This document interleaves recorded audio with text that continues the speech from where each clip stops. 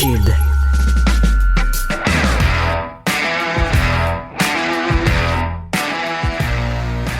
Mesdames et messieurs, bonjour, bonsoir et bienvenue à un autre épisode des Antipodes de la lutte. Pat Laprade, KR, Kevin Raphaël. Bon, big shout-out. Bon quoi? Parce que Pat, il va parler de Jacques, là. Attends, mais je commence pas avec ça, là. Non, je sais. Mais big shout-out à la personne qui a retranscrit exactement ce que la conversation va être.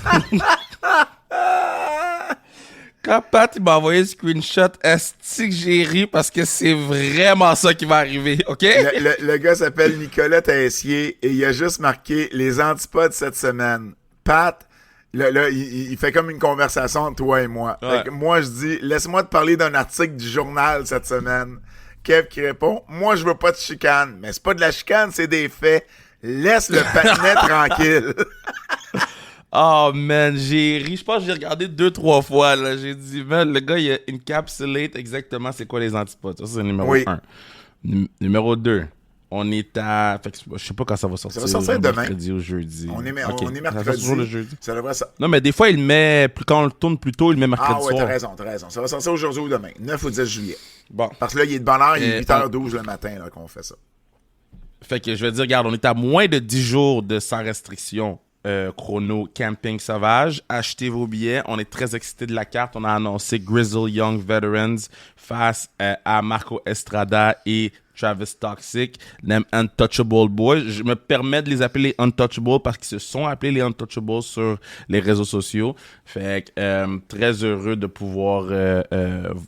ça la possibilité d'être un des matchs de l'année. Là. Si vous avez pas vu les Grizzled Young Veterans, là, c'est c'est un outrage à la cour que ces gars-là sont pas plus utilisés à AEW ou à ROH.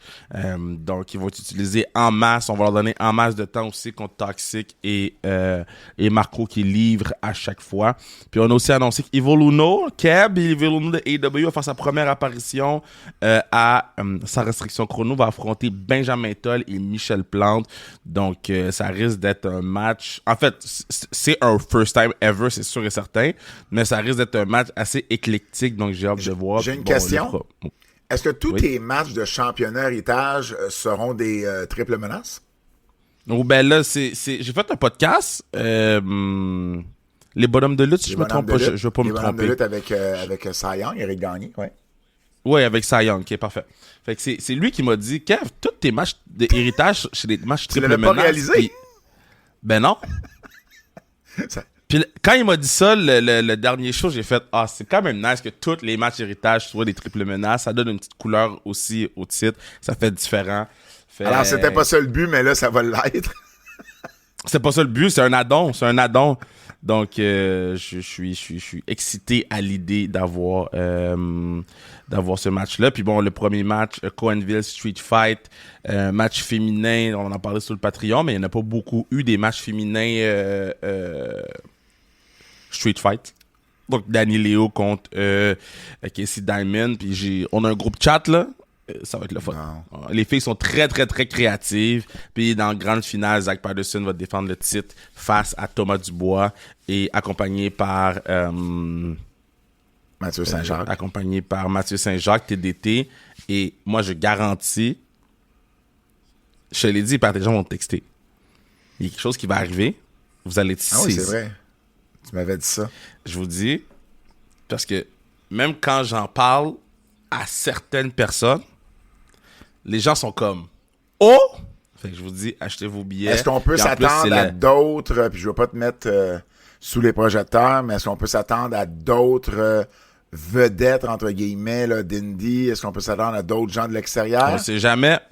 Jamais. Moi, mes DM sont pleins. Je vais poser ma question. Est-ce que tu penses annoncer d'autres lutteurs de l'extérieur d'ici le 19 juillet? On sait jamais. Laisse faire. Mais non, mais c'est vrai, c'est même pas une question que je vais reposer ma question. On sait jamais. En ce moment, tu as booké d'autres mondes de l'extérieur pour le show à 8h16 le 9 juillet? Il y a des discussions. OK, donc la réponse est non. Ben non, est-ce qu'ils sont bookés là? Ils sont pas bookés. Il y a des holds. Donc, ils sont pas bookés. Ben, quand t'as un hold, t'es booké. Ben non. C'est juste qu'ils peuvent me l'enlever, le hold. C'est pour ça que je peux pas annoncer les partenaires, c'est pour ça. Ah, tough. C'est ça, mettre des holds. Fait que c'est pour ça que je te dis, Le on sait hold vient pas. pas de ton bord, il vient de leur bord à eux. Oui, le hold vient pas de mon bord. Moi, il y a pas de hold, là. Le 19 juillet, on joue, là. Mais j'ai 2 holds que ça va fucker mon budget, mais c'est drôle. Fait que T'as pas vraiment de budget, là. Ah oui, non, j'en ai un, là. Tu vas venir Kurt Angle, je te confirme, t'as pas vraiment de budget. Mais non, mais c'est ça que les gens comprennent pas. Si on fait venir Kurt Angle, c'est parce qu'on sait qu'on est peut-être capable de rattraper cet argent-là. C'est bien. Fait que, tu sais, mais c'est parce que là, toi, le parterre est rempli. toi, t'as d'autres façons de rattraper cet argent-là. Puis ça, c'est ce que les gens comprennent le moins. Ouais. Mais, tu vois, mettons, le parterre est rempli. Pour Kurt Angle, le 30 août, achetez vos billets. Ça va être l'Impérial de Québec, ça va être crazy. Le parterre est rempli. Là, on commence à remplir du 300 là, en ce moment. Tu sais, oui, du 200, on en vend, mais on commence à vendre. Fait que, puis le meet and greet, ça commence à aller vraiment mieux qu'au début. Je pense que... puis là, je vais le dire à voix haute encore. J'ai dit la semaine passée, là, pour avoir accès au meet and greet, il faut que tu choisisses tes billets pour le show. Mais faut que tu achètes des billets pour le show. Et c'est ça, faut que tu achètes des billets pour le show. Sinon, tu peux pas aller au meet and greet. Mais c'est pas clair sur la page de l'Impérial. Ouais. Fait qu'au début, il y a des gens qui étaient comme, ben, je peux pas le rencontrer. Je suis comme, ouais, puis là, il fallait qu'on le fasse un par un. Mais là, j'en profite de le faire sur les antipodes. Donc, N'oubliez pas de vous abonner à notre Patreon Keybook, en plus des nouvelles en extra à chaque semaine. On a fait Evolution 2018. On est revenu en arrière pour parler du premier Evolution, étant donné qu'il y en a un en fin de semaine. Et d'ailleurs, c'est un bon moment de vous abonner parce qu'en fin de semaine, on va avoir 3 revues de pay-per-view, c'est-à-dire Great American Bash, Evolution et All-In d'AEW. Alors, c'est un bon moment pour vous de vous abonner à notre Patreon Keybook, forfait Royal Rumble, forfait SummerSlam. Ça coûte pas très cher et on vous donne beaucoup de contenu. Alors, ben voilà, n'oubliez pas de vous abonner à notre Patreon et passons tout de suite aux nouvelles. AJ Styles aurait re-signé un contrat avec la WWE. Donc, on savait que son contrat venait à terme en 2022. En avril 2022, Styles lui-même avait dit qu'il avait pris une option. Il avait pris l'option d'extensionner son contrat. On savait pas trop pour combien de temps, puis on sait pas non plus qu'est-ce que la WWE avait décidé de lui ajouter comme temps, étant donné qu'il avait été blessé. Donc, on connaît pas vraiment les modalités, à part que ce serait une extension d'1 année qu'il aurait signé tout récemment.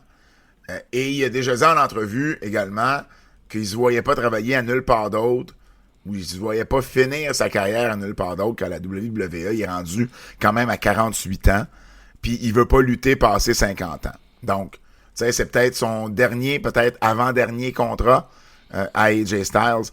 Puis, je sais pas si tu vas être d'accord avec moi, Kev, mais on s'entend-tu de sa carrière, là, va avoir tellement une autre signification quand il va s'être retiré à cause de sa run à la WWE. C'est fou, là. Ça va avoir... En fait, ça va pas avoir une autre signification. C'est juste aux yeux des gens qui l'ont pas vu à TNA, qui l'ont pas vu à New Japan, ils ont eu la chance de découvrir qui est AJ Styles. T'sais, il était peut-être moins porté à avoir de l'intérêt pour AJ Styles. Même que quand il a fait son apparition à Royal Rumble numéro 3 avec un Roman Reigns dans le ring, le pop qu'il y a eu, les gens savaient c'était qui. Mais de voir AJ Styles dans un weekly basis, puis je le dis souvent, j'étais probablement un des seuls au Québec qui écoutait TNA. Moi, AJ, c'était ma dog. Tu sais, son drop-down saut chassé, ben ça, man, c'était boire de l'eau pour moi, là, tu sais. Fait que, non, moi, je suis content pour AJ Styles, puis, tu sais, là, il est dans un dad role, là. Là, c'est Uncle AJ, là. Fait tu sais, on va aller prendre un pin contre Dom. Ils ont pas nécessairement le même âge, là, Christopher Daniels et AJ Styles. Chris Daniels est un petit peu plus vieux. Mais moi, j'ai toujours comparé ces deux gars-là. T'sais, ces deux gars-là ont souvent été dans les mêmes promotions à TNA, à Ring of Honor. Pendant longtemps, ils étaient vus comme les deux stars de la lutte indie, là. 2003, 2004. D'ailleurs, c'est les... je me trompe pas, c'est les 2 premiers gars que la EWR avait fait venir à l'époque. Puis tu vois, tu sais, puis pour moi, là, les deux, là, on peut parler de ce qu'ils font dans le ring. Et bon, peut-être KJ est meilleur, mais Christopher Daniels est pas tellement loin derrière. Et pour moi, la différence, quand on va regarder leur carrière entre Chris Daniels et AJ Styles, ça va être la run de WWE d'AJ Styles que Chris Daniels n'a jamais eu, tu comprends? Pour moi, c'est là que la différence. Sur les Indies, t'sais, oui, OK, AJ a été à New Japan aussi, c'est peut-être une différence, mais la plus grosse différence pour moi, surtout en Amérique du Nord, va avoir été la run WWE. Daniels n'aura jamais eu la chance d'avoir, puis quand il est arrivé à AEW, visiblement, il était en fin de carrière. T'sais. Chris Daniels était dessus, j'imagine que tu étais un fan de Chris Daniels aussi. Moi, j'aimais moins Chris Daniels que AJ Styles. Ouais, vraiment, vraiment moins. Je trouve que AJ Styles avait un charisme qui ne parle pas. Okay. Tandis que je trouvais que le charisme ou le personnage de Christopher Daniels était plus forcé. Fait que, tu sais, si on le met en ranking, là, tu sais, moi, c'était AJ. Après ça, c'était Chris Sabin. Ah, ouais, devant Chris Daniels. Wow. Moi, c'est peut-être le fait que, tu sais, le territoire s'est énormément ouvert au Québec quand EWR a fait venir Christopher Daniels pour affronter un jeune Kevin Steen en avril 2004. Pour moi, tu sais, ça a ouvert les portes à ce que EWR amène d'autres vedettes indies par la suite. Il y a eu Mark Grizzly comme promoteur qui en a amené 2 fois par année. La IWS a suivi, mais c'est ce match-là qui a été le précurseur. Fait que peut-être que j'ai un attachement. Ouais, ah ben oui. Avant ça, puis c'est drôle, j'en parlais récemment avec Michael Bisson, justement, on jasait, puis on parlait de ça. Avant, oui, ben, il y a juste un Michael Bisson. Je comprends pas. Non, j'ai dit vous jasiez de Femme Fatale. Non, pas du tout. Ah, ok, je viens de comprendre. Non, pas du tout.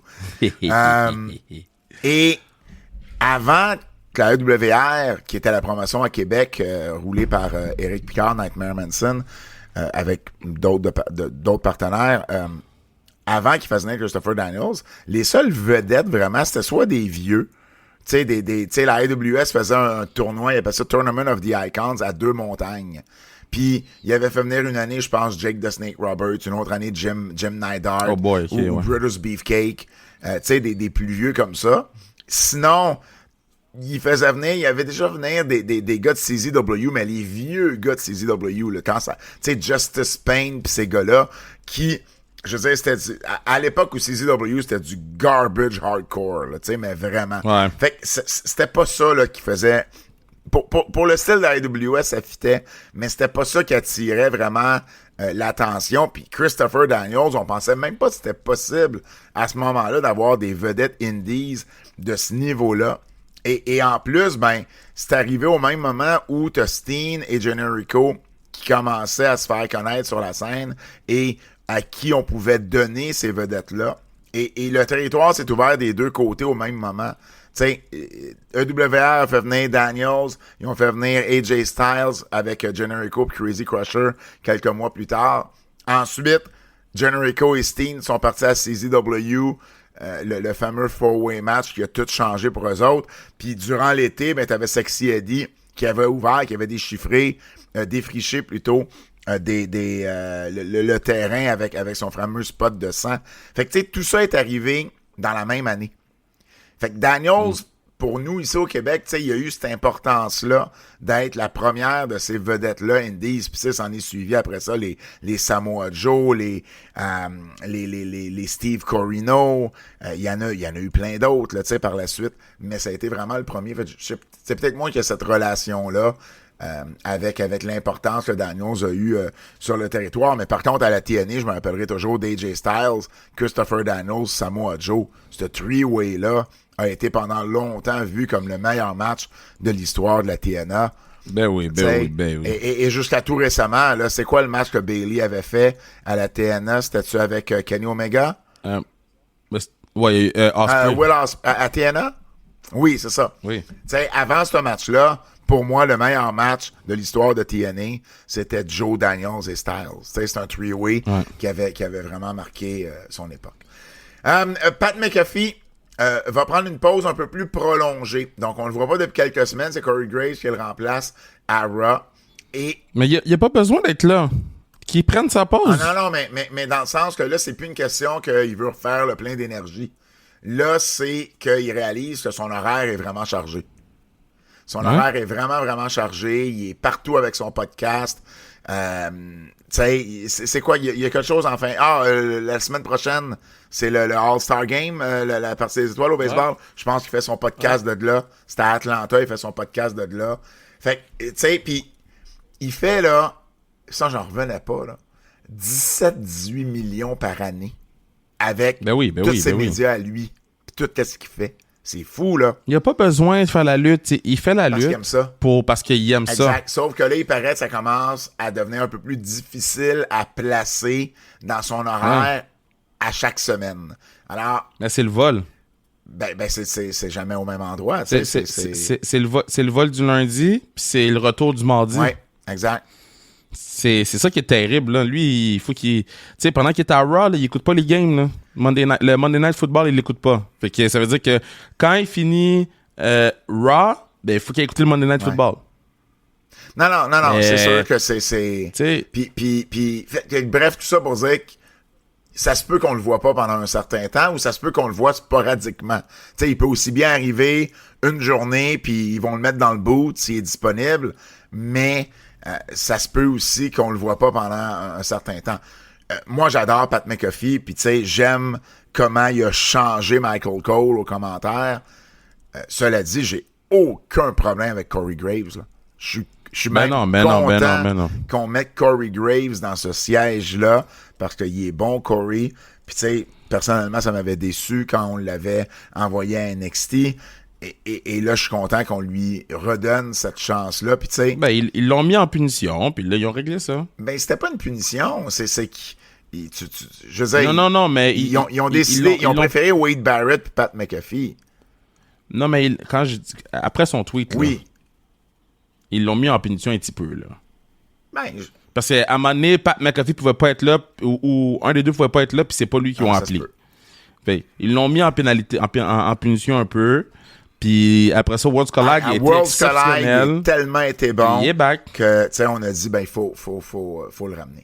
Isla Dawn s'en irait fort probablement à AEW selon ce qu'on entend. Donc, l'ancienne championne par équipe, le WWE et NXT. Là, elle avait été avec Alba Fire, les dernières championnes féminines d'NXT avant que les titres soient fusionnés face à Ronda Rousey et Shayna Baszler, puis ensuite les ont remporté les titres comme tels sur le main roster. Donc, elle vient d'Écosse, Isla Dawn, et selon ce qu'on entend, ben elle était justement backstage à un événement des AEW récemment, et il y aura un intérêt de chaque côté. Un petit peu surpris que de ce lot de lutteuses-là ou de lutteurs qui ont été libérés de leur contrat dans la dernière vague, ce soit une des premières, ou ça serait, ben c'est pas fait encore, mais ça serait une des premières à se trouver un contrat. Mais en même temps, ben écoute, tu sais, c'était pas nécessairement une mauvaise lutteuse non plus, là, Isla Dawn, donc voilà, elle s'en irait du côté des AEW. Parlant des AEW et de lutte féminine, je termine le bloc nouvelle avec Britt Baker, parce que Tony Khan a fait des médias en lien avec All In, et le sujet de Britt Baker est arrivé. Britt Baker, es-tu genre en exil en Haïti? Zéro. Es-tu en mission? Zéro. Écoute bien la réponse de Tony Khan. Il dit qu'il n'a jamais eu de conversation avec elle par rapport au fait qu'elle quitterait AEW. Il dit « Je l'aime beaucoup ». Mais là, il a été dans une analogie sportive, et j'ai hâte de t'entendre là-dessus. Il dit... Oh, non. Il a dit... Écoute, il y a, tu sais, dans un sport d'équipe, il y a un maximum de starters, de partants que tu peux utiliser. Puis il dit, présentement, on a un show qui est tight, qui est très focus sur le show, sur le crew qu'on a en ce moment dans nos partants. Puis il dit, il y a beaucoup de talent sur notre banc. Puis ça s'applique autant chez les hommes que chez les femmes, mais on peut pas utiliser tout le monde comme partant. Puis dans toutes les équipes, il y a des partants, puis il y a du monde qui vont réchauffer le banc pendant un certain temps. Et c'est un peu ça qui arrive en ce moment. Fait que quand Nick Khan il a dit là, qu'à AEW, ils sont tous sur le banc, Ouais. là. OK? Puis là, les gens étaient fâchés, OK? C'est Tony Khan. Puis là, le gars, il amène une analogie que, ouais, on a des gens sous le banc. OK? Ah! Non, mais on a une de nos pilières sous le banc. Elle n'a pas passé son prime, là. Elle n'a pas passé son prime pantoute. Mais tu sais quoi, on va la mettre sur le banc. Hey, tu sais quoi? J'ai Kevin Durant, j'ai Russell Westbrook, puis je vais prendre l'analogie de hockey parce que c'est du basketball, puis je parle pas que les gens écoutent le basketball. Je parle pas du basketball, pas de hockey. J'ai Caulfield, j'ai Slavkovski, j'ai Demidov, c'est eux qui construisent ma compagnie, là. Puis, hey, by the way, Demidov est allé monter le Mont Everest, fait que j'ai ce gars-là de moi qui était mon pilier. Fait que si j'ai un pilier de moins, là... Tu dis Demidov est parti monter le... Demidov est parti monter le Mont Everest. J'ai un pilier de moins. Non, mais tabarouette. Fait que tu vas garder l'autre pilier que t'avais sur le banc? Pour qui? Pour mettre Megan Bain avec l'autre madame Penelope Ford à la télévision? T'es pas capable de faire de place pour Britt fucking Baker. Écoute. But yet, I'm the dumb motherfucker. Tabarouette! C'est pas compliqué la vie, man! Non, on a des gens qui réchauffent le bas. Shut the fuck up! Je savais qu'il fallait que je mette ça dans... Chris, vous avez Dynamite, vous avez Collision. Vous allez faire un stade. Un stade. Un stade. Un stade. Un stade. Un stade. Un stade. Un stade, un stade, un stade. Qu'est-ce qu'ils vont faire, Kev? Puis Britt Baker, un fucking stade. Puis Britt Baker est pas là. Get out of here. Si tu me dis elle est blessée, OK. Si tu me dis elle est partie faire du bénévolat au Burundi, OK. Si tu me dis ça ne tente pas, OK. Mais si tu me dis elle est sous le banc... Man, get out of here. Elle n'a pas été vue à AEW depuis depuis le mois de novembre. Elle est sous le banc, Pat. Elle est sous le banc. Depuis quasiment 9 mois. Elle est sous le banc. Elle prend du banc. Ouais. Mais tu peux pas avoir tout le monde. Je coach au foot. Collégial division Ben oui, 1. On réussit à faire jouer nos gens. On réussit à les faire jouer. Hey, tu sais quoi? Mais t'es vraiment au bon. football, Il y a trois... Attends une minute, là. Au football, puis je défends pas l'opinion de Tony, là. Je veux dire, au football, c'est vrai qu'il y a des joueurs qui joueront pas de l'année, des fois. Ceux qui sont fucking poches. Ah ouais, même au football professionnel? Ben oui. Je vais Parce qu'évidemment, sa analogie vient des Jaguars de Jacksonville, là, on s'entend, là. Oui, puis tu sais quoi, je vais fuck up ton analogie, OK? Au football, là, t'as les starters, t'as les backups, OK? Puis tu sais, les backups, là, souvent, là, c'est des gars qui pourraient être starters. Parce que si t'as un starter qui se blesse, c'est le backup 1 que tu mets, OK? Fait que ces gens-là, tu les fais jouer ce qui s'appelle les special teams. OK? Ça, Brian Arelimana, qui fait sa restriction football, il joue toutes les special teams. Il joue plus... Souvent, là, il est plus souvent sur le terrain que certains starters. C'est pas les rôles les plus sexy, c'est pas les rôles les plus mis de l'avant, mais le partenaire est sur le terrain, puis il donne la job, puis il fait des jeux. Puis il donne... Brian Arelimana, c'est lui qui a fait le jeu à la Coupe Grey pour faire le revirement. Il l'a pas fait en tant que linebacker, il l'a fait en tant que gars des special teams. Britt Baker, t'es pas capable d'avoir un side quest, un side story?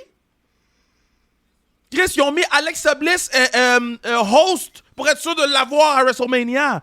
Tu vas me dire que t'es pas capable de mettre Britt Baker. Ils ont mis New Day host. T'as aucun rôle pour Britt Baker? Tu peux même pas la mettre commentatrice? T'as zéro rôle. Mais mon Dieu. Mais t'as paye, par contre. Fait que c'est... Fait moi là, c'est de je suis l'argent un bien fucking investi. idiot. Je suis un idiot. Moi, je suis un idiot. Moi, je te cave. Parce que moi, dans ma tête, là, je pense que je serais capable de mettre Britt Baker sur le terrain. Mais est-ce que je te cave? Ça fait 8 semaines en ligne que Hangman Page fait la même goddamn promo dans le ring, là. 8 semaines en ligne. Mais t'as pas le temps de mettre Britt Baker. OK. Sérieusement, là. Puis je suis pas fan de Britt Baker, là. Tu comprendras Mais pas mon tabarouette. référent. Mais il est 8h36, t'as des écouteurs, il y a un micro devant toi, tu bois du café dans une tasse blanche. Et là, tu pètes une coche. Tu me fais tellement penser à Jean-Luc Mongrain en ce moment. Mais je le sais que tu n'auras pas le référent. Ah oui, je connais Jean-Luc Mongrain. Mais Jean-Luc Mongrain était reconnu pour animer le matin à la télé et péter des coches comme ça. Et j'ai eu un flash de Jean-Luc Mongrain en t'écoutant. Out of your mind. Les gens sont sous le banc, man. Ils parlent de banc. Dis-moi que ça te tente pas d'en mettre, mais parle-moi pas de banc. Oh, wow, c'est magique. Sais-tu que je dis aux gars, moi, je dis, quand vous faites les idiots ou quand vous êtes poche, vous allez prendre du banc. OK? Tu vas manger du banc. Tu vas mettre ton derrière sur le banc. Mais c'est parce qu'il y a eu une conséquence. Il y a quelque chose qui t'a mené à être sur le banc. Pas parce qu'on est en train de starter. Non, on est en train de starter, mec. Get out of here. Si vous voulez avoir d'autres nouvelles, mais ça se passe sur notre Patreon, Keybook. Les nouvelles en extra, exclusivement sur notre Patreon, Keybook. On va vous parler du Japon, on va vous parler de Mercedes Moné, Tiger Mask également, l'infirmerie et plein d'autres nouvelles. Ça se passe exclusivement sur notre Patreon, Keybook. Abonnez-vous, les nouvelles en extra, exclusivement sur notre Patreon, Keybook.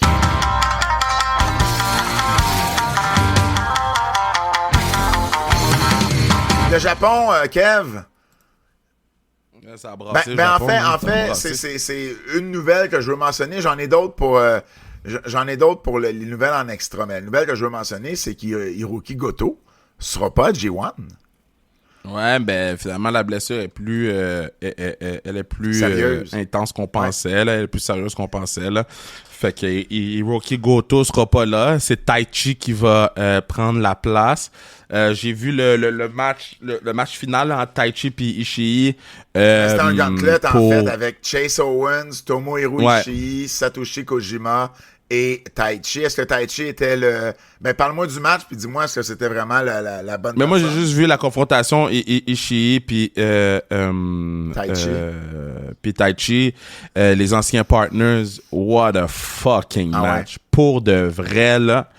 Et puis tu sais, je faisais 1000 choses en même temps, fait que je regardais... Toi qui faisais 1000 choses en même temps, ben non. Puis j'ai dû arrêter de faire ce que je faisais. J'ai dit, yo, les gars étaient... Puis ça me frustre, parce que, encore une fois, Ishii sera pas dans le G1. C'est un non-sens, là. Ça fait 2 ans ou 3 ans, puis j'étais en tabarnak à chaque fois, là. Fait que, puis après ça, c'est de voir, est-ce que Bad Luck Fale était supposé être the guy? Bad Luck Fale a eu quelque chose dans sa vie personnelle où il a dû quitter. Fait il a été remplacé par Owens. Tu sais, fait pour les matchs de qualification. Fait que, c'est toutes ces choses-là là, qui font en sorte que tu te dis, OK, c'est quoi qui va se passer? Mais ça nous permet d'avoir, en ayant Taichi, ça nous permet d'avoir premier soir de G1, Tanahashi contre Taichi, possiblement pour la dernière fois. Il y a plein de choses comme ça que tu te dis, OK, je comprends, on met le vet. Puis Taichi, moi, j'ai tourné un coin sur lui à son dernier G1 dans le match où il avait juste donné des coups de pied. Là. Puis c'était fou, j'avais donné un 5-star. Fait 5-star, un 5 sur 5. Donc, non, man, j'ai hâte de voir. Là. Puis je présume que Tiger Mask, tu vas en parler dans l'extra. Tiger Mask, on en parle dans les nouvelles en extra, effectivement.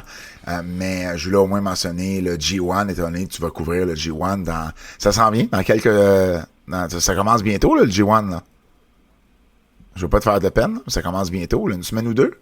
Je me trompe-tu? 16 juillet, c'est ça? Voilà. Regarde, moi, j'y vais jour par jour, OK? Là, je fais jour par jour. Il y a des affaires qui arrivent en ce moment, là. Une journée à la fois. Non, mais je comprends, mais... Je me lève. Ça commence le 19 juillet. Ça commence dans 10 jours. Je me lève. Ça commence la journée de sans restriction chrono. Tu sais quoi? Je me lève, je me couche. Quand je me couche, là, il n'y a plus rien qui se passe. Quand je me lève, c'est l'hécatombe. Mais quand je me couche, je dors. Ah, et ça, c'est drôle. Ben, bref, oui, on va parler de tout ça dans les nouvelles en extra, le reste des nouvelles du Japon. Lutte québécoise. On recommence. Lutte québécoise. Laissez pas tranquille. Bon, on va commencer ça smooth, lutte québécoise. Oh, god damn, j'avais oublié qu'on avait ce segment-là. Oh, man, j'avais oublié. OK. juste avant que tu commences, parce que c'est toi qui vas parler en maths. Ben non, mais oui, mais t'as le droit de réagir, là. Non, non. Ah oui. Je vais réagir. Bon. Pat, on est à Maple Leaf. Pat me montre son bloc-notes de notes. Il y en avait tellement qu'il fallait qu'il scroll down. C'est quoi, Pat? C'est vrai. The floor is yours. Mais on va commencer ça smooth, parce que ce samedi, c'est Simmania au terrain de loisirs Sainte-Madeleine. Évidemment organisé par Marc Blondin. Et j'y serai pour rendre hommage à Richard le Magnifique Charland. L'an dernier, rappelle-toi, on avait rendu hommage à Tiger Jackson.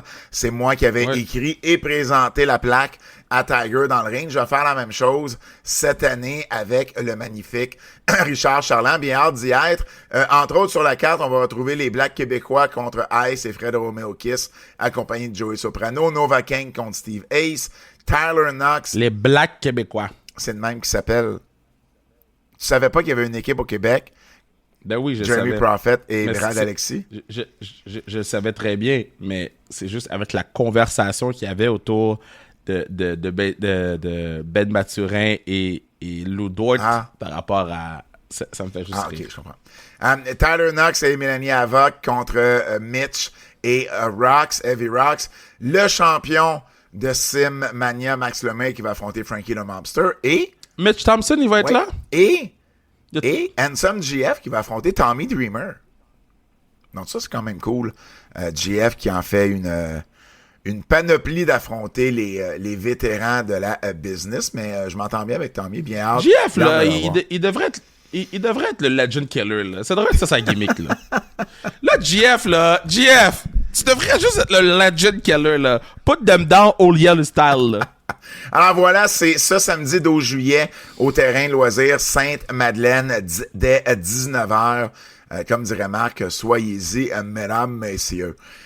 Bon, ça c'était le bout smooth de le segment Le Québécoise. Parlons Maple Leaf Pro Wrestling. Yo, moi je suis pas en bif, hein? Je suis pas en bif. Comme toi. Commence pas avec ça. Je suis pas en bif. Mais il y avait du bif. Non. Je dis pas que toi, t'étais en bif. Je dis, il y a eu du bif. Ah, bah oui, mais ça, c'est même pas de ça que je vais parler. Je vais... bon, j'ai bien des choses à dire quand même. T'interviens, tu m'interromps quand tu veux, OK? Je vais commencer avec la foule, parce que c'était le sujet... Je vais aller dropper un voyage. Non, je vais arrêter de parler sinon. Bon. Faut parler de la foule, parce que ça a été le sujet chaud, puis évidemment, il n'y a jamais eu autant de vidéos de moi qui compte une foule qu'à Maple Leaf Pro Wrestling. Moi, j'étais même pas encore arrivé, là, OK? Puis les gens m'envoyaient des vidéos de toi puis des photos de toi qui comptent, là. J'ai dit, Pat, tu peux compter la foule, mais au moins cache-toi. Mais comment tu veux te cacher? Faut que je me mette dans des positions où je suis capable de bien compter. Le gars, il est en plein milieu, man. En plein milieu, ça compte bien mieux. Dans une salle, des fois, j'ai plus de difficulté à bien me positionner pour compter. Là, écoute, je pouvais me placer. J'avais des... Écoute, c'était parfait, là. Non, c'était le wet dream de Pat Laprade, là. J'ai compté le parterre, assis dans les dernières rangées du côté où il y avait plus de monde. Puis c'était parfait, là. J'ai pu compter le parterre parce que là, je pouvais être plus surélevé. C'était numéro 1, pour vrai. Puis bon, c'est pas la première fois, là. C'est pas mon premier barbecue, là. C'est pas la première fois que je compte des foules. C'est pas la première fois que je compte des grosses foules non plus.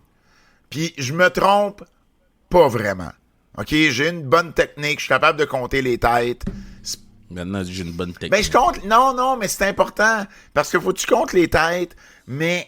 tu sais, c'est facile se mêler, puis pas se rappeler d'où on est rendu, puis de recompter 3 fois la même rangée ou d'oublier une rangée. Moi, ça m'arrive pas, ça. Puis, j'avais réalisé en plus, pour te dire à quel point je suis, tu sais, taureau avec mon comptage, j'ai réalisé qu'il y avait beaucoup de déplacements, plus que dans un show indie normal. Alors, ce que j'ai fait, à un moment donné, après avoir fini de compter, j'ai pris la peine d'aller dans l'entrée, si tu veux, de l'aréna où il y avait les merch, où il y avait la merch, où il y avait le comptoir à bouffe et tout ça, où il y avait les toilettes, pour voir, ben mettons, là, si je m'en vais là de même, là, il y a combien de personnes environ en ce moment? Puis j'ai été compté. J'ai compté le nombre de personnes dans le line-up des toilettes.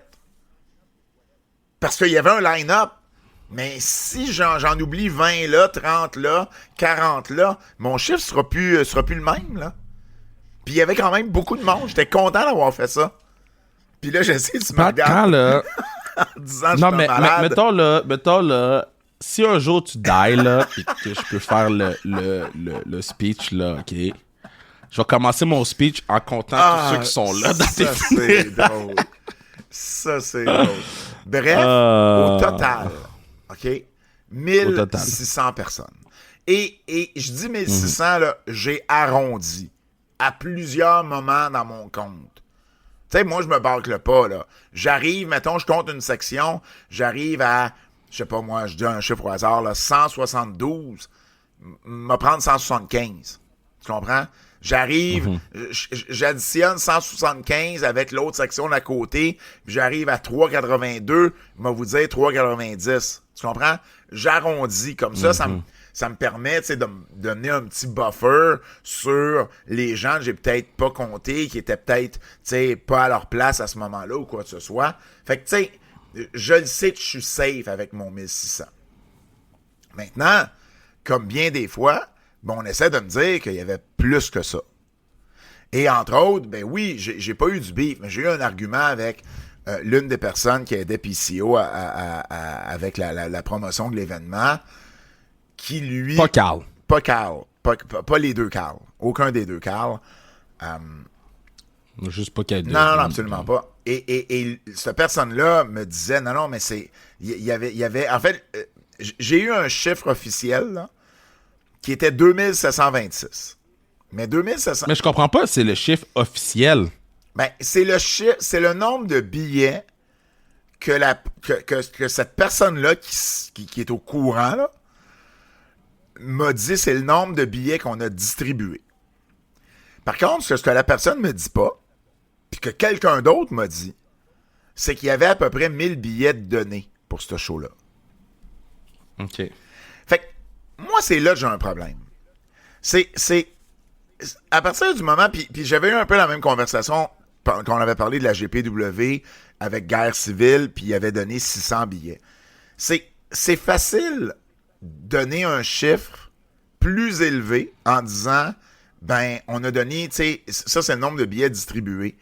Demain matin, là, toi, tu fais un show à l'espace diffusion, là.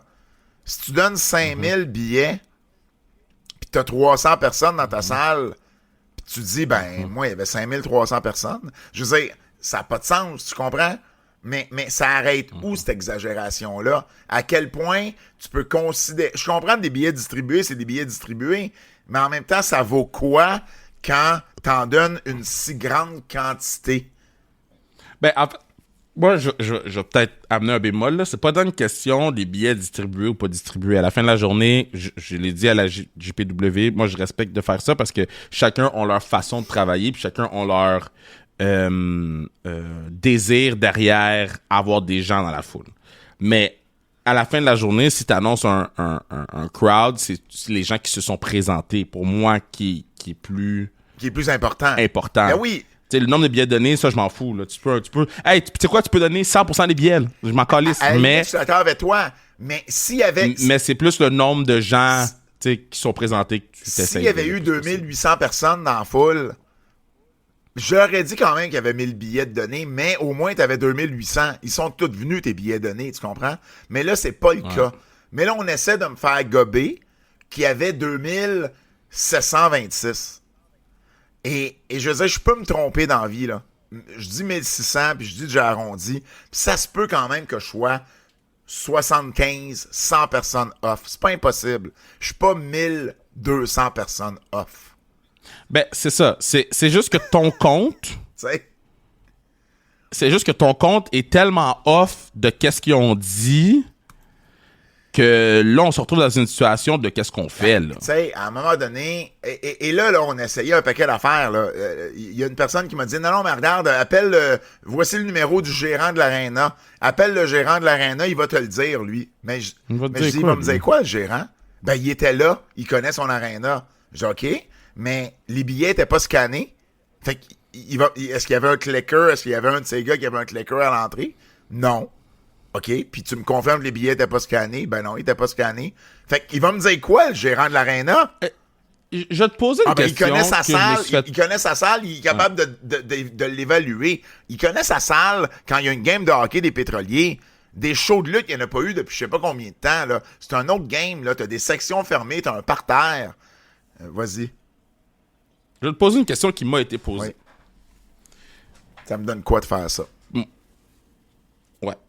Mais moi, je connais la réponse. Moi, je suis sensiblement d'accord avec ce que tu dis. Mais dans le bien-être de la conversation, faut que je me fasse un peu l'avocat du diable et te poser cette question. Pourquoi? Parce qu'à un moment donné, je réalisais qu'en allant voir des shows indie au Québec, on exagérait souvent les foules. On disait, mettons, on annonçait qu'il y avait 800 personnes, qu'il y avait 500 personnes, puis moi, j'étais à ces shows-là, puis je disais, ben voyons, il y en avait des fois la moitié, le 2/3 de ce qui était annoncé, puis ça me fatiguait. Alors, à un moment donné, j'ai commencé à compter le nombre de personnes. Je me disais, ben au moins, moi, ce que j'aime pas, puis tu le sais, là, puis ça va être la même chose quand on va parler de Jacques, j'aime pas ça quand le monde bullshit, j'aime pas ça quand le monde dise n'importe quoi. Même place. Alors, moi, j'ai dit, ben, il m'a commencé à compter les gens. Comme ça, si la personne, le promoteur, dit qu'il y avait 800 personnes, puis j'en ai compté 500, ben, il pourra pas m'obstiner. Bon, évidemment, ils ont continué à m'obstiner à certains endroits, mais je vais te raconter une anecdote. Rey Mysterio revient au Métropolis pour la AWS. Moi, je fais comme je fais d'habitude. Je compte le nombre de personnes. J'arrive à, grosso modo, là, 650, un petit peu plus peut-être, mais dans ce coin-là. Pas vraiment beaucoup plus, mais un petit peu plus, là, mais dans le coin de 650. Il y a le show à ce moment-là, Evenco est impliqué dans le show. Je rencontre un des gars d'Evenco sur place. Je lui demande c'est quoi la capacité de sa salle en ce moment avec le ring et tout. Il me dit 1300. Je dis parfait. Je fais un report pour Slam Wrestling et je dis que la salle, elle était à moitié pleine. 650 divisé par 1300, 1300, c'est exactement 50%. Je reçois un email du gars d'Evenco qui a vu mon report et qui dit, je suis curieux de savoir comment tu as eu ton chiffre, parce qu'habituellement, les journalistes, les gars des médias, les gens des médias vont nous contacter pour avoir la foule. Et là, j'y explique ce que je fais, que moi, je compte des têtes, parce que je me suis trop fait avoir par d'autres promoteurs dans le passé, puis j'ai développé cette technique-là, puis je suis pas mal sûr du compte que j'ai. Il m'a répondu, écoute, je vais te donner le chiffre exact, puis j'aimerais ça que tu changes ton texte pour more than half full, juste question d'être accurate.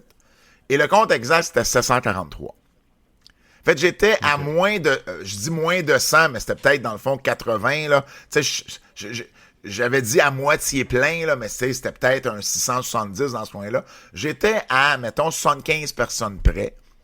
Puis c'est une genre de salle de Métropolis qui est dure à compter, parce que, tu sais, c'est pas aussi... C'est pas fait de la même façon qu'un aréna. Et je me suis dit, OK, mais je suis vraiment dedans. La AWS, à ce moment-là, avait annoncé quelque chose comme 1000 personnes, je pense, ou 900 personnes. Mais je savais que moi, j'étais bon dans mon chiffre. Et à part... Parce que t'avais ben là, en plus, j'avais eu le chiffre d'Evenco. Tu sais, puis moi, j'ai eu la discussion avec Manny suite à ça. Et pendant plusieurs shows, à la suite de ça, Manny, quand il savait que j'étais là, il communiquait avec moi. Puis il disait, Pat, je vais annoncer ça comme crowd. T'es-tu à l'aise avec ce chiffre-là? C'est fou, ça. Puis c'était jamais le bon chiffre, là. Mais je disais oui. Tu sais, mettons que, je sais pas, il y avait... Parce que c'était pas trop off exact. De qu'est-ce que c'était si la mettons, je compte 450 puis tu vas annoncer 500, tu sais, je suis à l'aise avec ça. Si t'annonces 600, m'a dit non. Il y avait pas 600. Mais si t'annonces 5, m'a fermé ma gueule. Fait que pendant, il le fait plus, il a arrêté de le faire. Mais pendant un certain temps, il avait fait ça. Et je me souviens même qu'à un moment donné, j'avais compté, je me rappelle plus c'était où. C'était à l'Olympia, en fait.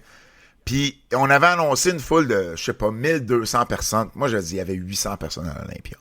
Il n'y avait pas 1200 personnes. C'était peut-être même moins que 800, là, je ne me rappelle plus exactement combien j'avais dit. Puis quelqu'un m'avait dit, hey, tu sais que tu fais rire de toi par nos élèves en ce moment. Puis je dis, mais je m'en fous. Moi, je le sais, j'ai raison. Je comprends pas, tu fais rire de toi par nos élèves. En fait, je pense qu'il y avait eu un cours avec des élèves le lendemain, puis le monde parlait de ça, puis disait, hey, Laprade, il est-tu dans le champ avec son 700-800, il y avait 1200, puis Mais je m'en fous. Parce que la capacité de l'Olympia, elle n'est même pas de 1200 avec un ring. Fait que je le sais que j'ai raison. Mais, tu sais, on donne un chiffre au monde qui travaillent pour toi. Puis ce chiffre-là, là, il fait son petit bonhomme de chemin. Puis là, tout le monde pense que c'est ça. Puis MLP, c'est un peu ça, là. Moi, j'ai parlé à un journaliste super connu. Puis on a eu cette discussion-là. Il voulait avoir mes impressions par rapport à MLP. Il voulait avoir un peu de feedback. Puis j'ai dit en passant, je dis quelle foule que tu as eu pour MLP? Puis il m'a dit 2800. Mais je sais ça. Moi, je sais d'où il vient ton 2800. Il vient du 2726 qui a été arrondi. C'est ça. À la radio de BPM, le lendemain du show, cette même personne-là a dit qu'il y avait 3000 personnes. Fait que de 2726 a été arrondi à 3000. Et ce qui est écrit, c'est que moi, j'avais une chronique à la radio de BPM 1h30 plus tard. Ça a donné qu'on a parlé de lutte. Ça a donné que j'ai rectifié le tir. Tu sais, je veux dire... Ouais. Je veux dire, à un moment donné... Mais comme je te dis, je comprends qu'est-ce que toi, tu dis, parce que, ben, tu sais, on a beaucoup de conversations, puis... Mais, tu sais, je comprends les gens qui disent, mais pourquoi qu'ils s'entêtent entre parenthèses, mais je comprends aussi le fait que idéalement, on essaye de dire les vraies choses le plus possible. Tu sais. Mais en même temps, on essaye de avoir un healthy business. T'étais là à MLP, là. Je sais pas si t'as remarqué, mais il y avait des sièges vides sur le plancher. C'était pas plein sur le plancher. Oui. Il y avait bien du monde. Il y avait des sièges vides. Moi, on me dit on avait 1200 chaises sur le plancher. Mais moi, j'ai compté 500 personnes sur ce plancher-là. Fait que... Non, mais il n'y avait pas 1200 chaises sur le plancher. Je sais qu'il n'y en avait pas 1200. Mais non, mais là... Je sais qu'il n'y avait pas 1200. Mais tu vois, moi c'est pour ça que moi, quand je fais ça, là, je m'assure d'avoir tous les arguments pour contre-argumenter quand quelqu'un m'envoie des infos comme ça. Puis c'est ça qui arrive. Mis à part la foule, au niveau des billets, ça n'a pas été facile. Là.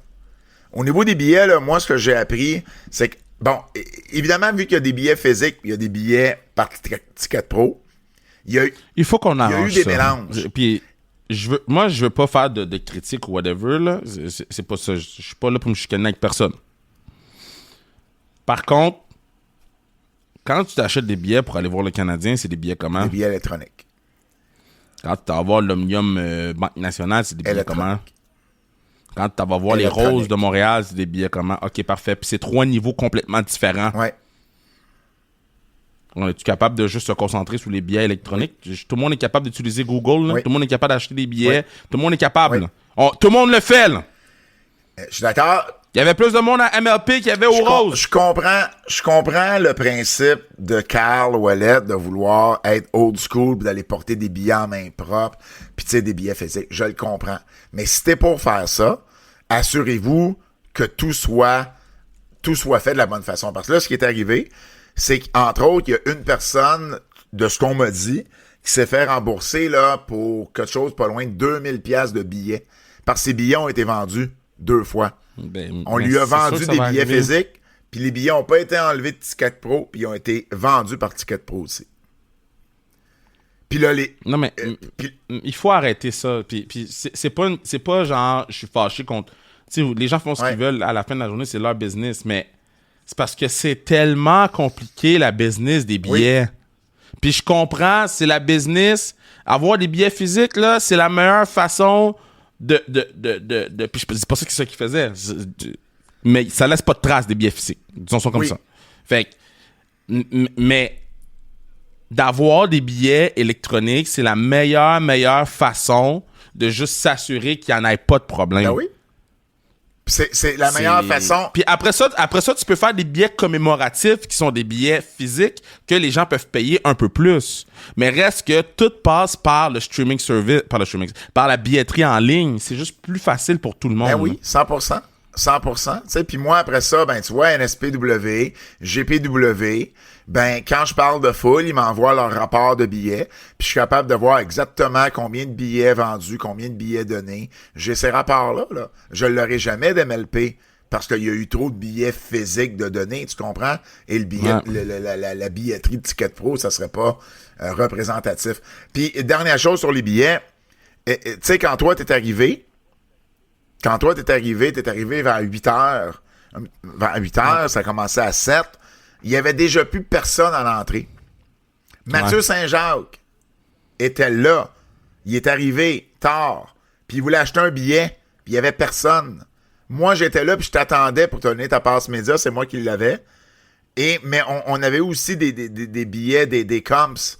Puis j'avais pas été capable de donner tous mes comps. C'est un samedi d'été, c'est pas tout le monde qui est disponible. Puis c'est aussi la raison pourquoi il y a eu 1600 personnes. Là. Puis je vais revenir un instant sur le 1600. Là. C'est quand même une foule très respectable. Là. 1600 pour un show l'été, un samedi d'été, c'est du indie. C'est pas la TNA. La TNA a attiré 3500 personnes l'année passée à la même période, mais c'est un brand qui est plus connu, qui a été à la télé au Québec pendant longtemps. Oh my God. Non, mais... MLP, c'est pas un brand connu. C'est de l'indie. Regarde, on n'aura pas cette conversation-là ici, parce qu'on n'aura pas le temps. Mais il y a une conversation très, très, très inconfortable à avoir sur... Si tu compares TNA, qu'est-ce qui s'est passé, avec MLP, qu'est-ce qui s'est passé? Mais c'est pas là que je vais aller. Je vais juste te parler qu'il y avait 2000 personnes de plus à TNA, pareil. Ouais, puis il y a des raisons pour. Fait que moi, qu'est-ce que je te dis, c'est cette conversation-là, elle est très inconfortable. Ben, elle est pas inconfortable. C'est une même personne qui a fait la promo du show. C'est pas ça que je dis. C'est une même personne. Ben, OK, mais qu'est-ce que tu veux dire? Vas-y, il n'y a pas de discussion inconfortable. On jase, toi puis moi. On prendra le temps que ça prendra. Ça se peut qu'on fasse l'extra plus tard. Ça marche. Ok, parfait. Si on peut faire l'extra plus tard, I'm a talk my shit. Je pense, puis tu sais, moi j'aime PCO, j'ai pas vraiment avec PCO. J'adore Carl Ouellet. J'ai aucun problème avec Carl. Je veux pas de chicane avec personne. C'est exactement ce que Nicolas Cloutier a dit que t'étais pour dire.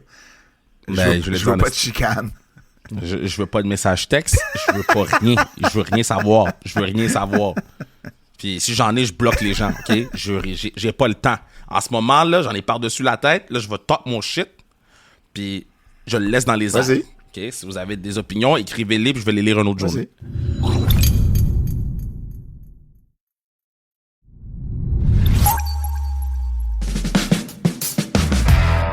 Je pense qu'on a overstate, où on a mis un peu trop d'emphase sur l'importance de certains lutteurs à TNA, puis qu'on a attribué la gate à certains lutteurs à TNA selon le travail qu'ils ont effectué en amont pour que l'événement soit ce qu'il était. Parce qu'à la fin de la journée, tu sais, PCO était à TNA, puis MPW, PCO c'était le main event. Moi, je pense que TNA, c'était un ensemble de beaucoup, beaucoup de lutteurs. Oui, le match de PCO était super important. Puis moi, mon souvenir de Verdun, c'est PCO. C'est pas les autres. Par contre, je pense qu'on a mal apprécié l'impact que peut avoir sur une gate un certain Joe Hendry, l'impact que peut avoir sur une gate la conférence de presse qu'ils ont faite en amont, les trucs avec les Canadiens de Montréal qu'ils ont fait la veille. Le brand, juste le brand. Le brand en soi. C'est un brand qui est là depuis 20 ans, qui a été à la télé au Québec pendant quoi, une dizaine d'années?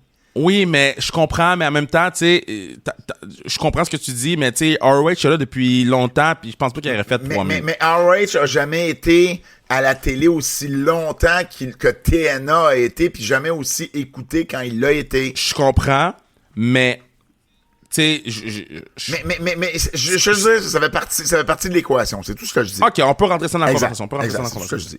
Fait que, tu sais, je trouve que le travail qui a été fait dans la communauté, puis le travail qui a été fait avec les noms qu'il y avait autour, puis le buzz qu'il y avait autour de cette compagnie. Nick Nemeth était là. Tu sais, les fans de lutte au Québec, et de là va rentrer le début de la conversation, là. On n'est pas Chicago, là. Non. On n'est pas les hubs de lutte. On est des fans de lutte qui aiment ce qui est mainstream. Il va avoir les hardcore fans qui vont aller au show à Cowansville, voir sans restriction chrono à la NSPW, à la IWS. C'est pas ça que je dis. Il va toujours avoir ce core-là qui nous tient debout, les gens qui les femmes fatales, qui font des shows de lutte. Mais si tu regardes ça en vue d'oiseau, là, en haut, on est plus des fans de lutte mainstream que des fans de lutte hardcore au Québec en général. Oui. Ça veut pas dire que notre circuit est pas en santé, ça veut pas dire... Puis c'est comme de dire qu'au Québec, on n'est pas des fans de sport, on est des fans des équipes qui gagnent. Et d'événements. Puis ça a toujours été ça. Sportifs. Et d'événements. Et d'événements sportifs. On n'est pas des fans de sport.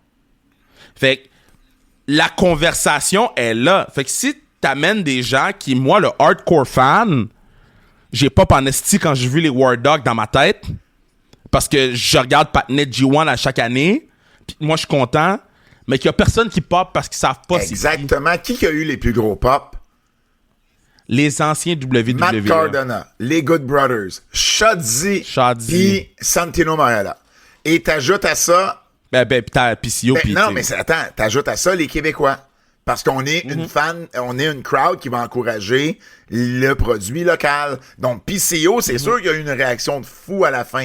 Puis, mais Dark Order ont eu une grosse réaction parce que bon, Stu Grayson avait un match contre Sheldon Jean, et puis il y a quelqu'un qui est venu interrompre, mais qui est venu intervenir dans le match, plutôt, pourquoi je dis interrompre, qui était Bryce Hanson.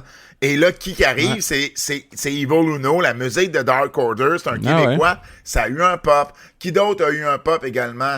Ben, t'as eu Mike Bailey qui a eu un gros pop. Mike Bailey qui vient de Laval. Et c'est ça, je m'en allais dire tantôt. PCO en a pris beaucoup sur ses épaules au point de pas dormir, puis je sais ça de fait, comme l'année passée, parce qu'il y avait beaucoup de choses à gérer. Pourquoi il n'a pas donné un peu d'entrevue à Mike Bailey, qui a grandi à quelques rues du Colisée de Laval? Ben, au-delà de ça. Pourquoi Laval, est-ce qu'il y a eu un peu de pub à Laval pour le show? Moi, là, puis c'est pas pour planter personne, là, moi, à Laval... il n'y a pas beaucoup de gens qui savaient qu'il y avait un show de lutte. Mais ça, c'est un problème. Je parle autant des hauts dirigeants que d'autres personnes. Que les fans de sport ou de lutte en général. Ouais. Mais tu vois, ça, c'est un problème. Tu sais, est-ce que Dan Maff était le meilleur adversaire pour PCO dans les circonstances? Je pense pas. Moi, je connais écoute, j'ai rencontré, entre autres, un fan de lutte, là. Il écoute la lutte indie, là, depuis 20 ans. Dan Maff, ça ne disait rien. Tu sais? Mais... Est-ce que PCO, là, contre un Marco Estrada, où Marco aurait pu être utilisé à bon escient avec son following sur les réseaux sociaux, est-ce que ça aurait été plus payant qu'un Dan Maff? 100%. Tu sais, d'ailleurs... Ça aurait... Ouais, vas-y. Ouais. Ça aurait été plus payant pour la gate, mais est-ce que MLPW, c'est ça qu'ils veulent? Ah, mais ça, je le comprends. Mais pour la gate, ça aurait été... Tu sais, faire un tag match avec Marco Estrada, ça aurait été cool. Ils l'ont fait en pre-show, mais ils l'ont pas fait sur le main show. Ils l'ont fait en pre-show. Et d'ailleurs, toi, je pense que t'étais pas arrivé, mais Marco Estrada, Frankie the Mobster, Zach Patterson, qui sont arrivés ensemble dans un match 3 contre 3, ça a été un des gros pops de la soirée. Parce que c'est des visages connus, puis il y avait beaucoup de fans de lutte indie, puis t'avais beaucoup de workers dans la foule également. Tu sais?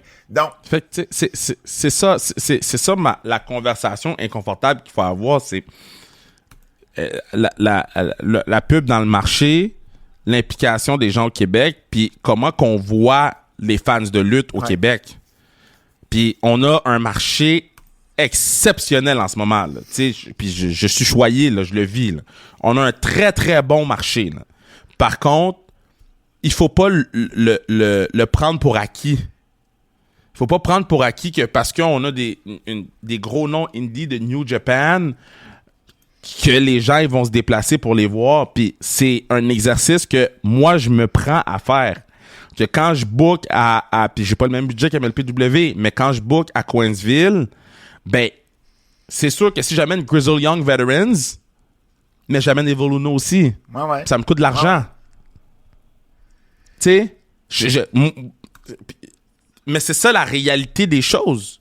Les Grizzle, ils n'auront peut-être pas le même pop que Evil Uno. est-ce que le match va être différent? Est-ce que on a des attentes différentes aux deux matchs? Oui.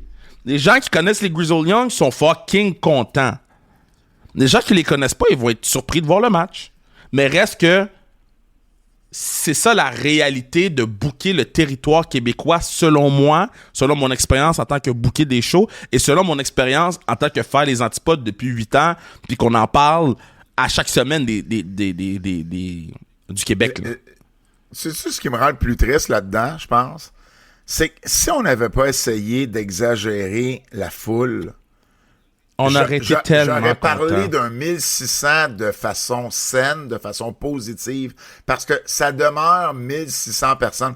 Puis Oui, c'est beaucoup pour un show, pour une compagnie qui est pas connue ici, puis avec des workers qui sont pas nécessairement tous connus ici non plus. Exact. Et bon, c'est sûr, la scène aussi a quelque chose, parce que j'ai eu beaucoup de commentaires là-dessus, que, tu sais, la NSPW, la GPW se sont pété un peu les bretelles aussi, puis c'est correct. Tu sais, dans le sens où, ben, on a... Mais pourquoi ils se sont pétés les bretelles?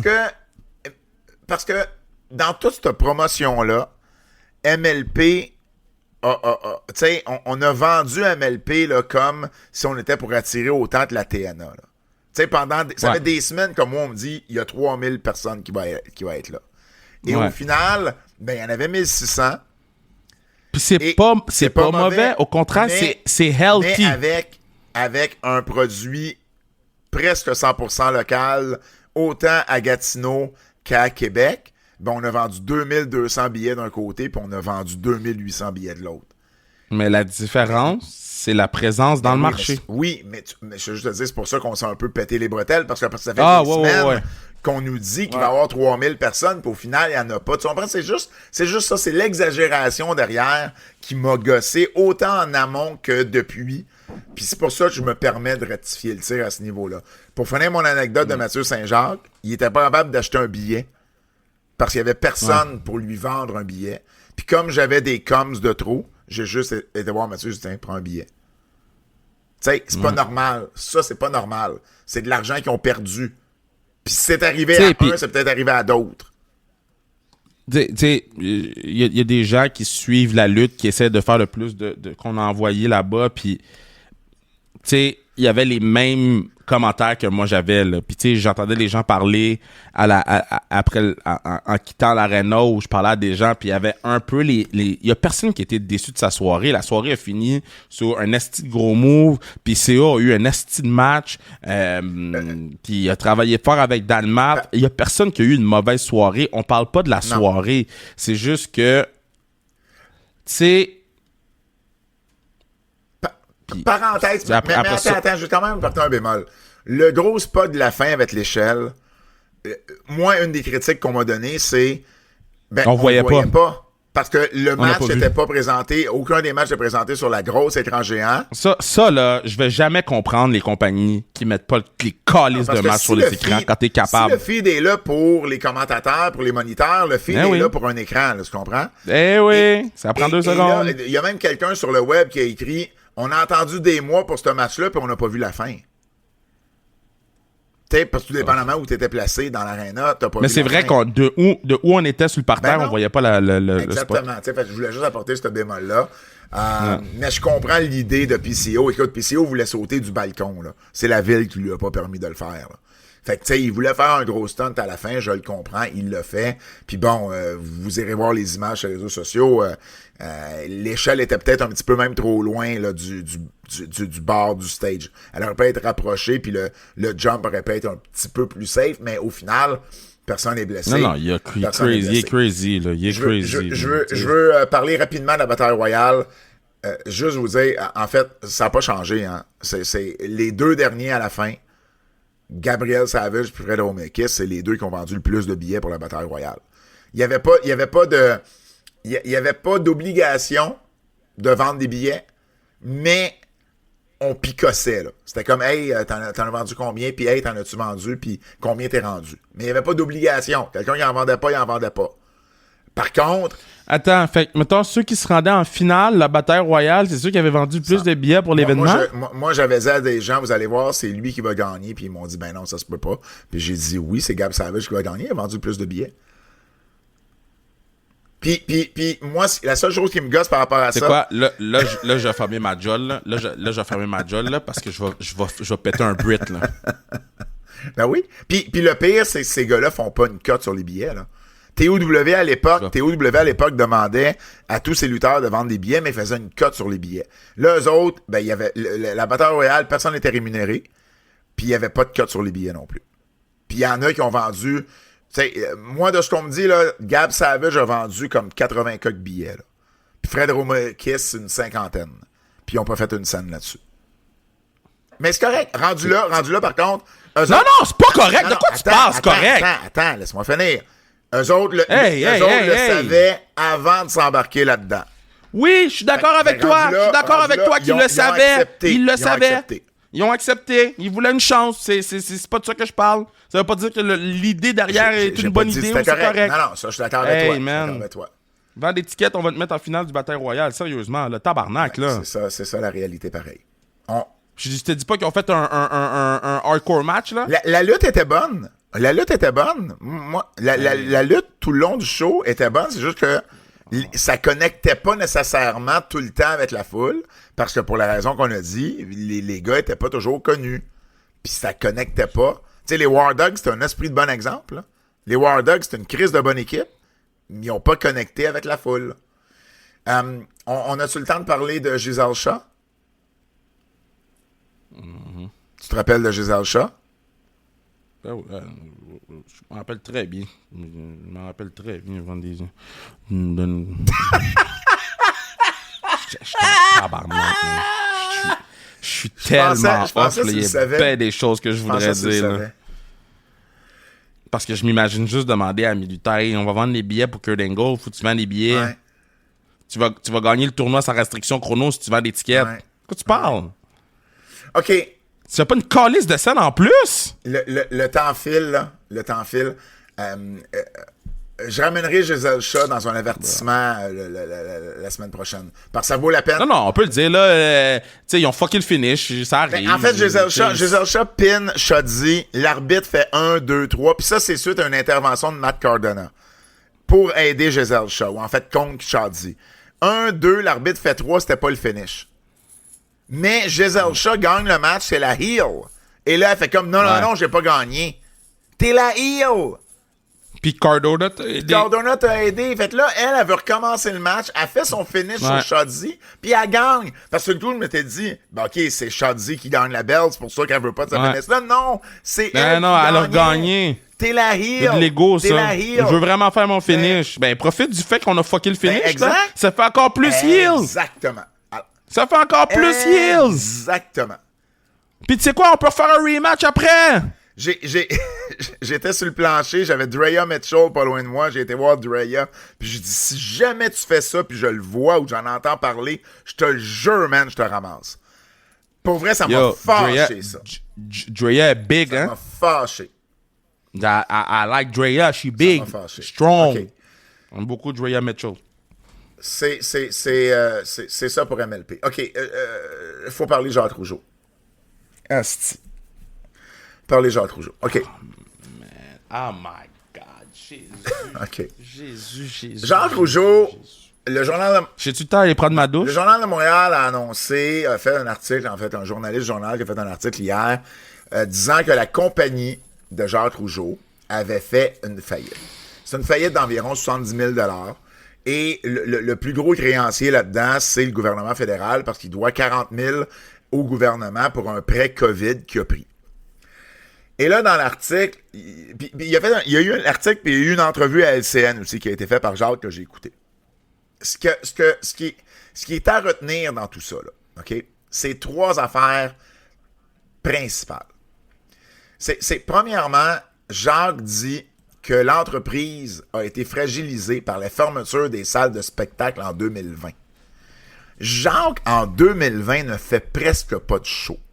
Il a pris sa retraite du ring en 2018. Il a vendu son ring. Il a vendu sa maison à la fin de l'année 2018. Puis il est parti en Floride au début de l'année 2019. Il est revenu un peu ici. Il a fait quelques conférences humoristiques ou dans des écoles qu'il fait bénévolement en plus. Et ensuite, en novembre, il part en Winnebago. Puis il part pendant jusqu'au mois de mars 2020 en Winnebago, aux États-Unis, à travers plein d'États aux États-Unis. Il est presque pas ici en 2019, il fait presque pas de show. Il revient ici, c'est la pandémie, et là, il dit, pour expliquer sa faillite, ou la faillite de la compagnie, il fait pas une faillite personnelle, là. Il y a de l'argent, Jacques, là, je le répète, il y a de l'argent, mais sa compagnie a fait faillite, et là, il dit, tu sais, la fermeture des salles de spectacle en 2020 nous a pas aidés. Mais de quoi tu jases? Puis évidemment, il parle beaucoup de Lutte Academy. Lutte Academy, ça a commencé quelques années plus tard. Ça n'a rien à voir avec la pandémie. Rien à voir avec la pandémie, Lutte Academy. C'est à l'été 2021, c'est là qu'il a commencé à faire le tour des shows indie au Québec dans le but de faire Lutte Academy qui a commencé l'année d'après. Voyons! Rien à voir avec la pandémie. Ça m'a gossé. Vous le savez, je rectifie le tir. Ensuite, l'autre affaire, il dit qu'il a vendu 20 000 billets. Le journaliste finit avec ça. J'ai vendu 20 000 billets le mois dernier pour mon show au Centre Leonardo da Vinci. Là, je fais comme 20 000 billets. C'est une salle de 526 places. Comment tu peux vendre 20 000 billets? C'est 38 sell-out. Tu l'as roulé une fois pour toi, puis tu l'as roulé 4 fois avec Lutte Academy, cette salle-là. Ça n'a pas de sens. C'est 2500 billets si tu as sellé out au complet. Fait là, on se demandait, OK, est-ce que c'est une erreur de frappe du journaliste? Est-ce que, bon, je me suis renseigné. Don't on me, là. T'as dit, je me demandais. Je me demandais. T'as dit on. Parce qu'il y a beaucoup de monde en ligne qui se posait la même question. OK. Calme-toi. Et là, moi, je me suis renseigné.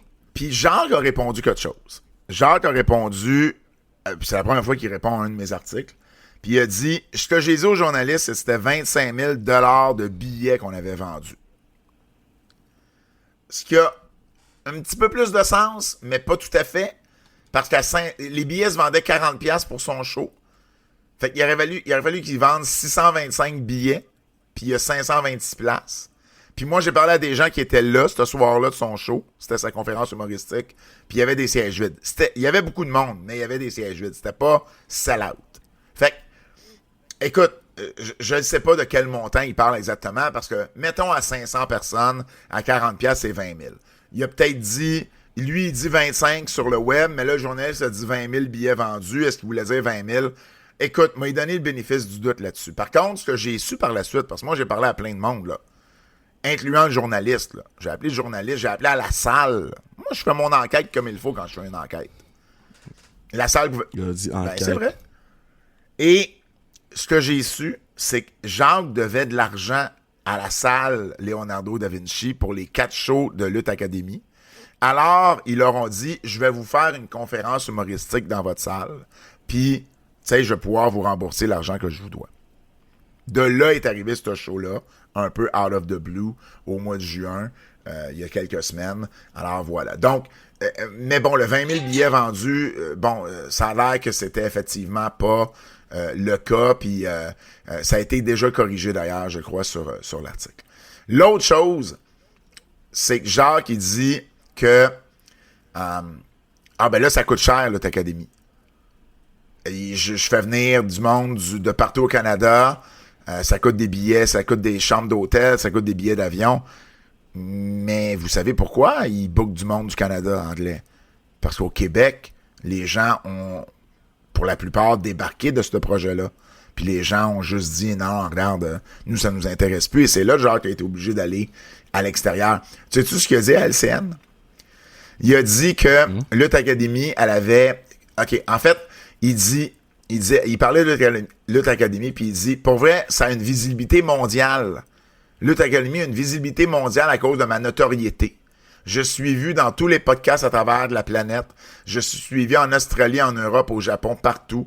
Alors, je leur donne une belle visibilité, mais le show me coûte cher. Parce tu sais qu'il le fait par la grâce de son grand cœur. C'est ça. Puis l'autre chose qui m'a fait rire, puis qu'il a dit à LCN, c'est qu'il a dit, tu sais, mon entreprise fait faillite, mais il y a 4 de mes commanditaires qui ont aussi fait faillite. Puis moi, j'entends ça, puis lui, il dit ça comme si c'était normal. Moi, j'entends, je dis, ben, avec qui tu fais affaire, tabarnak? Hostie, t'as 4 commanditaires qui font faillite. Avec qui tu t'associes? Ah, man. Fait que voilà. Et je vais terminer en disant, pour ceux qui disent que je m'acharne, j'avais pas écrit un article négatif sur Jacques depuis septembre 2023. Ça fait 1 an et demi. Quasiment 2. Crissez-moi patience. Pat avait besoin de son fixe. Crissez-moi patience. Non, puis quelqu'un en plus m'a écrit je te mets au défi de m'envoyer un article positif que tu as fait sur Jacques. Ben, je dis l'année passée. J'ai envoyé le lien. Octobre 2024. J'ai parlé des 30 ans de son match de retraite contre PCO au Forum de Montréal. Puis le gars, il a fait « Oh, OK. Ben, c'est ça. Ta gueule. » Ah, ça fait du bien. Alors, voilà. Mais c'est pas de l'acharnement. C'est juste que là, asti, je pouvais pas en parler. Écoute, hier matin, je me suis réveillé, je me réveille, puis je reçois des messages textes de cet article-là. Ma mère m'a envoyé une photo de l'article du journal. J'ai dit « Tabarnouche, tu commences bien ma journée, maman. »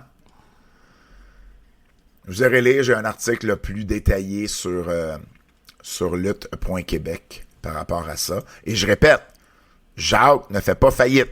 Jacques a de l'argent. La compagnie fait faillite. Puis d'ailleurs, dans les créanciers, il est lui-même un créancier de sa compagnie. Là. Sa compagnie lui doit 4 000. La compagnie doit 10 000 à sa conjointe. Puis je l'ai dit parce que c'est de nature publique. C'était dans l'article du Journal de Montréal. Là. C'est pas de l'info, de la dirt que je vous donne. Là. Mais voilà. C'est fait. Kev, dis-moi... Ça, c'est le bout de t'as été silencieux. Dynamite 300, ça a été tout un show de lutte. Faut le mentionner, là, la 300e épisode de Dynamite, 300e épisode. Il n'y a pas eu un mauvais match. Oh, Macaulay, c'est pas... Il y a pas de... Macaulay, c'est ça chaque semaine! Non, mais c'est ça chaque semaine, le show! Il y a des semaines où ils sont bien meilleurs, puis ça a été un des bons Dynamite au niveau lutte. C'est quoi le nom de Dynamite? Hein? C'était quoi le nom de ce show-là? C'est leur 300e. Pour faire quoi? Qu'est-ce que tu veux dire? Pour célébrer quoi? Le 300e. Parfait. Fait que là, tu fais un show pour le 300e de ta compagnie. Non, pas 300e de ta compagnie, 300e émission de Dynamite. De Dynamite, excuse, de Dynamite. Il n'y a pas un crise de vidéo package de Dynamite, des autres Dynamite. Des allées-pauses, des moments marquants. OK. Fait qu'on fait juste mettre Dynamite 300 pour mettre Dynamite 300. On aucun retour dans le passé. Ça sert à quoi? C'est pas comme si t'avais pas de l'histoire, ça fait 5 ans que t'existes. C'est vrai. Hey, il y avait des bons matchs. C'est vrai. Mais oui, c'est le même à chaque fois. C'est le même à chaque fois. Non, c'est pas toujours aussi bon que ça. Okada Ibushi, c'était quelque chose, mais oui, là. Okada Ibushi, c'était excellent. Puis je vous avais dit, la caca sur moi, puis j'ai caca sur moi. Takeshita, les Bucks contre Bandido, O'Reilly, puis Strong, c'était... Écoute, Swerve Ospreay contre Ralistico puis Mortos. Hey, il y en avait des bons matchs, là. Mais j'ai jamais dit le contraire. C'est toujours des bons matchs. Écoute, pour moi, il est top 10 des meilleurs Dynamite. Là. Sur 300, c'est quand même exceptionnel. C'est juste ça que je veux dire. Mais reste que les matchs sont toujours de haut niveau à Dynamite. C'est là-dessus qu'ils se brandent. Mais si t'es pour faire Dynamite 300, donne-moi des petits retours, donne-moi des petits souvenirs, donne-moi des petits bails. Je comprends. C'est pas compliqué, là. Chris, c'est 4 vidéos package que tu peux mettre dans ton show 4. T'en demandes pas plus. Parle-moi donc de Ludwig Kaiser en El Grande Americano. Ludwig est stiff, hein? Il a pas été à prendre au Mexique, lui, le Lucha Libre, hein? Ma dog Ludwig a l'air de Pat Laprade qui danse. Ça, c'est chien! Damn! Pas si pire que ça! Ma dog Ludwig, c'est... Hey! C'est droite! Oh, man! Mais moi, c'est Brutus qui fait... Brutus Creed qui faisait Brutus, là... Comme si c'était pas possible que El Grande soit là. Mais il dit, voyons, parce que, tu sais, là, on est en train d'ouvrir la fenêtre que c'est Chad Gable, mais... Moi, j'aurais... Mais parce qu'on va avoir le El Grande contre El Grande miroir, bouge le bras à gauche, bouge le bras à droite. Ouais, les deux Spider-Man. Moi, j'ai hâte d'entendre Ludwig Kaiser sur quand il s'est fait faire le pitch pour faire El Grande Americano. Sais-tu, moi, ce que j'espère qui va arriver? C'est qu'un moment donné, El Grande Americano va se work blessé, là. OK? Va se work blessé. Puis Puis que la semaine d'après, El Grande Americano, c'est Omos. Je trouve que c'est la courbe comédique la meilleure, là. Parce que tout le monde va être comme, bro. De quoi tu parles? C'est El Grande Americano.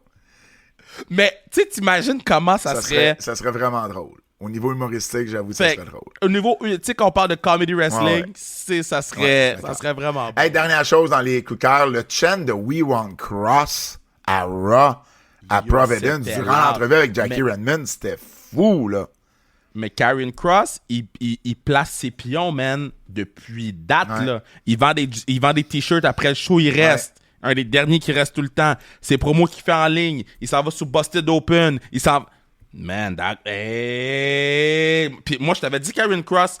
Ça fait plusieurs semaines, plusieurs mois, je te parle de Karrion Kross.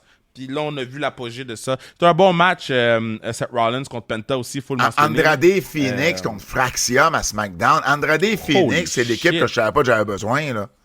J'adore cette équipe-là. Il y a beaucoup d'équipes à SmackDown, mais il n'y a pas d'équipe à Raw. Dernière affaire dans les coups de cœur. Bonne... Puis, hey, j'ai aimé les matchs de Dynamite, là. Je veux pas que les gens ils disent que Kevin dit ça. J'ai aimé. J'ai caca sur moi Okada. Shirakawa avec Mercedes Monet, c'était très bon également. Même le four-way avec MJF, Anthony Bowens, Fox puis Brody King, j'ai aimé ça aussi. Pour vrai, c'est un bon Dynamite au niveau lutte. As-tu vu la photo, puis je termine avec ça, Don Callis avec Don Callis? Ouais, j'ai vu. Bon. Smart move des Alouettes. Ben, je sais pas de où le move est venu. Ben, c'est sûrement PCO qui en a parlé à Frank, puis là, Frank a dit, Ben oui, exactement. C'est ce que je pense. Parce que Francis Dupont était le PR pour PCO, pour le show, et c'est le PR des Alouettes. Mais quelle bonne idée, parce que ça a fait jaser le fameux D-Callis, tu sais, l'initial D avec le nom de famille, avec les Alouettes. C'est même Marc-Antoine Decoy en a fait une vidéo à la Saint-Jean. Puis là, ben, t'as les deux Don Callis qui se sont rencontrés. Alors, je trouvais que c'était un bon flash. J'avais pas vraiment d'avertissement aujourd'hui. Puis comme on a des prédictions, on va aller là. Prédiction, parce qu'il y a quand même des gros shows en fin de semaine. On va commencer avec All In, Kev, en direct de Arlington, Texas. On parle déjà de 21 000 billets vendus là, pour All In. Un samedi... samedi après-midi, donc ça va être un gros show. Jon Moxley qui va défendre son titre contre Hangman Page dans un Texas Deathmatch. Ben là, si c'est pas Hangman Page, là, c'est terminé. Là, on va voir la belt pour la première fois en presque un an. Là. Ben non, mais c'est ça, exactement. Moi aussi, je suis de ton avis. Toni Storm défend son titre de AEW féminin contre Mercedes Monet. Est-ce qu'on donne tous les titres à Mercedes? Ouais, c'est le temps de donner ça à Mercedes. Je pense que c'est là qu'on va aller. On unifie les titres continentales et internationales. Okada contre Omega. Écoute, ça, là, ça va être j'espère que ça va être un classique. Est-ce que... Ben, c'est sûr que c'est un classique, là, mais moi, je pense qu'ils vont mettre ça sur Okada. Sais-tu ce que j'ai peur? C'est qu'il y ait tellement d'attentes que finalement, des gens fassent comme... Ah ouais, mais tu sais, c'était pas comme leur match au Japon. Mais ça c'est votre problème. C'était pas comme leur match au Japon. Ça, c'est votre problème. J'ai l'impression que ça va être très... J'ai pas l'impression, je sais que ça va être très, très bon. Ben, ça, c'est tant pis pour vous autres. Je suis pas là-dedans, inclus-moi pas là-dedans, là. Non, mais tant pis pour vous autres, les gens, là. Tant pis pour vous autres, là. Ça, c'est votre problème. Si vous avez trop d'attentes, fait que vous appréciez pas l'art qu'on va avoir entre Omega et Okada, parce que j'ai trop d'attentes. J'ai trop d'attentes, blablabla. Come on, là, sérieusement. Pourquoi tu fais... Assis-toi, regarde le show, puis profite-en. Tu fais Tamatanga. Voyons. Champion des EW par équipe, le Hurt Syndicate vont défendre contre Jet Speed, Mike Bailey, Kevin Knight et Christian Cage et Nick Wayne. Qui vois-tu gagner ce match-là? Moi, je vois pas jouer un changement de titre ici. Là. Mais ça veut dire qu'il y aurait beaucoup de changements de titre. Fait qu'il y aura pas de changement de titre. Non, c'est Hurt Syndicate vont garder les ceintures. Ben oui. Adam Cole défend son titre TNT contre Kyle Fletcher. Oh boy. Si tu veux commencer à monter un peu plus Kyle Fletcher, faut que tu lui donnes un titre à un moment donné. Ouais, faut que tu lui donnes une belt, puis faut qu'il tue Adam Cole. Swerve Strickland et Will Ospreay vont affronter les Young Bucks. Là, ça va être fou, ça. Fait que dans le fond, c'est les titres de EVP qui sont en jeu contre De pas challenger la belt pendant un an. C'est ça, pour Ospreay et Strickland. Moi, je pense qu'ils font gagner les Bucks. Okay. Puis t'envoies Ospreay contre Swerve. Parce que Swerve va être fâché qu'Ospreay lui a coûté un an de belt. Je comprends. C'est pas vilain comme idée. Et tu vas avoir les Casino Gauntlet match. Parce que tu peux pas envoyer les deux babyface contre le Cowboy. Là. Contre Hangman Page, ouais. Tu vas avoir les Casino Gauntlet masculins et féminins également. Du côté Great American Bash, donc samedi après-midi également, Oba Femi défend son titre NXT contre Yoshiki Inamura. On aime bien Inamura, mais je pense pas qu'ils vont donner la belt à Inamura. Non. À moins qu'il monte sur le main roster random là, pour SummerSlam. Là. Qui monte qui? Oba Femi. Ouais, mais... Ouais, OK. À part que s'il monte Oba Femi sur le main roster. Mais c'était une belle touche d'amener toutes les Japanese Stars qui lui envoient un petit message. Là, c'est vraiment hot. Ouais.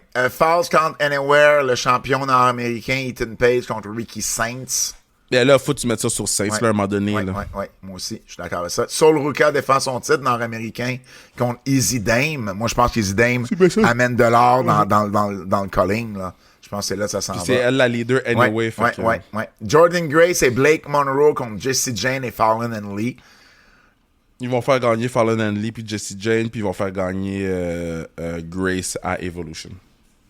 OK, mais Blake Monroe se fait piner à son premier match? Ben, pas à son premier match, mais son premier pay-per-view.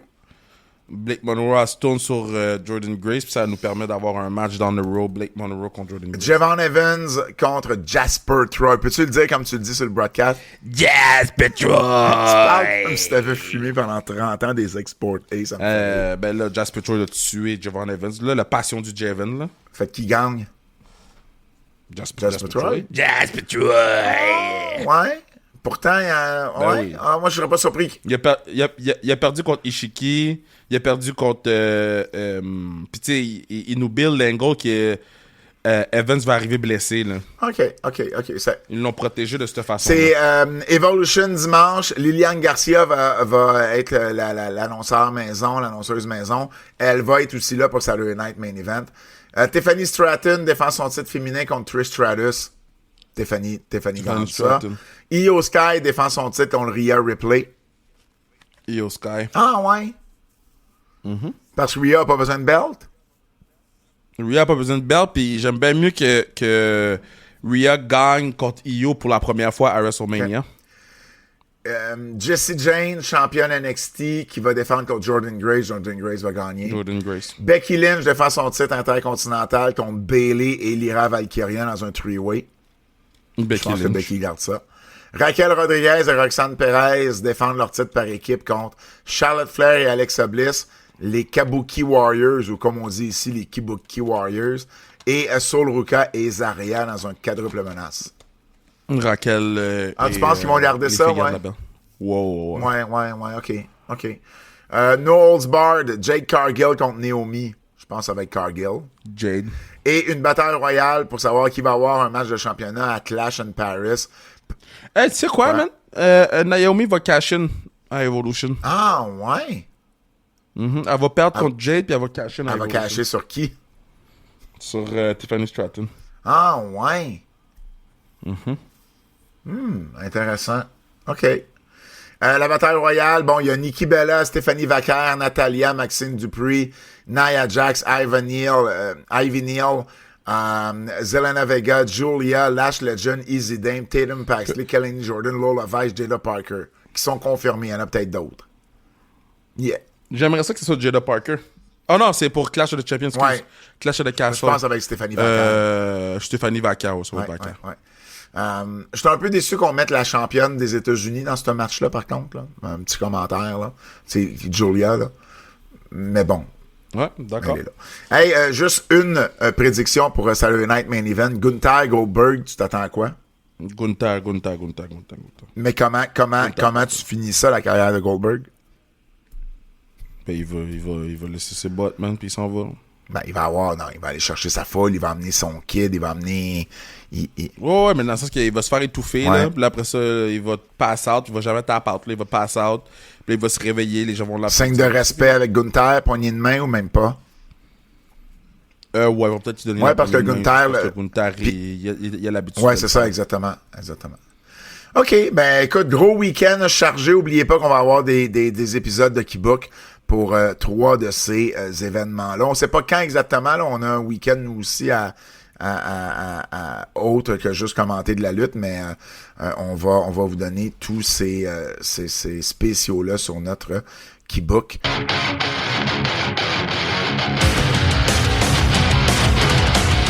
C'est l'heure du quiz de notre ami Jérôme Jacques, Double J. T'es prêt?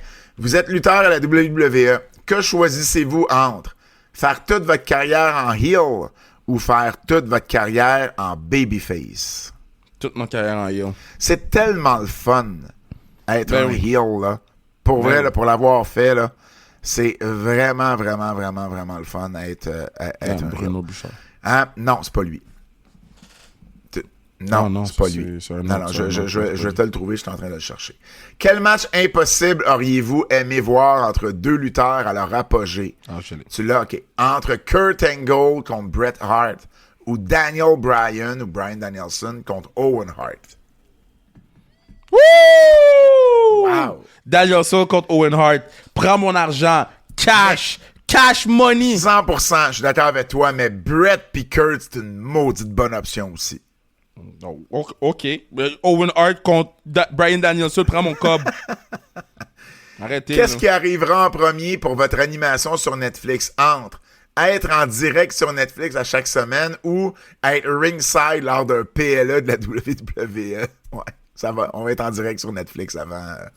Jay, je te le confirme. Et d'ailleurs, Jérôme te félicite pour la venue de Kurt Angle à Québec. Ça ou ça, yeah. C'est ça qui est ça, ou ben non, c'est ça. Ça ou ça, yeah. Choisis d'autres choses, ou ben choisis ça. Un coup de kendo de Sandman sur les doigts, chaque fois sur les doigts, chaque fois que tu mens. Oh, tough. OK. Ou chaque fois que tu as du retard. Ric Flair dans son prime te chope pour chaque minute de retard avec les gens autour qui crient wouh dans tes oreilles à chaque chop. Je vais prendre le candlestick sans hésiter. Sans hésiter. Oh man! En ce moment, là, on fait le podcast, j'ai 22 minutes de retard, j'ai même pas pris ma douche. Je mens trop souvent, mais je suis trop souvent en retard. Yo. Tough. C'est quoi ton âge? Ah, quel âge je pense que j'ai? 38, ben, j'en ai 39. Hey! C'est out of your mind. Coup de kendo sur les doigts. Man, ça m'arrive trop souvent. Ça m'arrive trop souvent. Tu gardes la tête. Je vais y aller avec le retard, puis je vais juste m'habituer à plus arriver en retard. Tu gardes la tête que tu as, mais... Tu gardes la tête que tu as, mais dans le corps de Mick Foley, et tu vis jusqu'à 100 ans. Oh. Ou dans le corps d'Austin Theory, mais tu décèdes dans 30 ans. Ça veut dire j'aurais quoi? T'aurais 63, 64? Shit, that's a hell of a run, là. Yo, moi, je prends Austin Theory, là. That's a hell of a run, 62, 63. Run! Yo, t'imagines avoir l'air de Austin Theory sans aller au gym? Yo, moi, je prends ça, là. Yo, man, beach body cam? Come on! Oui, mais tu réalises que t'aurais ta face black avec le corps de Theory blanc. Oh, c'est la phase... Ben oui, mais là, les deux ça marche pas, là. C'est marqué, tu gardes la tête. Ah, les deux, ça marche pas, t'as raison. Non, mais moi, je pensais que tu gardes, mettons, qu'est-ce que t'as dans la tête, ton esprit, là. Tu gardes ta tête, ta conscience. Tu gardes ta face. Ben oui, ben là, ça marche pas, là. Seb, ça marche pas les deux, là. Ben oui, parce que Mick Foley, à la limite, tu vas moins vouloir t'exhiber tout nu ou en chest. Tu vas te mettre une chemise de chasse puis un t-shirt. Tu sais quoi, man? Fuck that. Moi, je prends Austin Theory, je serais viral un peu, là. Oh, wow, moi, je prends Mick Foley. Et le dernier. T'as une dette de 25 000 $ envers Ted DiBiase et tant que tu la règles pas, tu manges un chair shot de Moxley une fois par semaine durant ton sommeil. Ou, tu sais quoi? Si ça arrive, je deviens le plus gros drug dealer de l'histoire du Québec, là. Tu dois consacrer obligatoirement 5 heures par jour à discuter avec Natalia et jouer avec son chat dans un parc. Tu sais quoi?